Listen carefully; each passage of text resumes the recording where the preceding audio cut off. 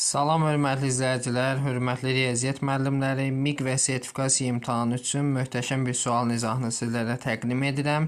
İzah keçməmişdən əvvəl yeni kanalımıza abunə olub bizə dəstək ola bilərsiniz. Bu kanal sırf MİQ və sertifikasiya imtahanına hazırlaşan riyaziyyat müəllimləri üçün nəzərdə tutulub.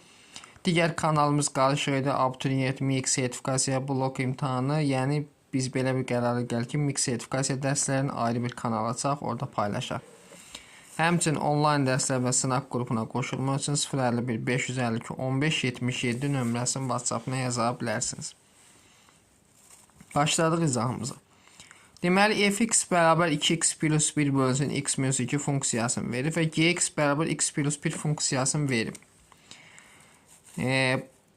Bərabər mənfi 4 olduğuna görə a-nın qiymət. Baxın, bunun yazışı belədir. F mənfi 1 g-a bərabər nəyə? Mənfi 4. Tərsini yaza bilir. Əvvəlcə g-a-nı tapsaq, yəni g-a-mız nədir? X-in yerinə a yazsam, g-a bərabər olur a plus 1-ə.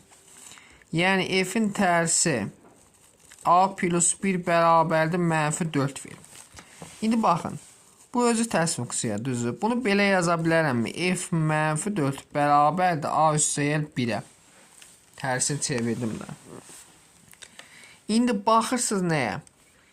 F mənfi 4. Fx funksiyası buna bərabər, düzdür. X-in yenə mənfi 4 yazsam, f mənfi 4 bərabərdir. X-in yenə mənfi 4 yazanda olur mənfi 8 plus 1.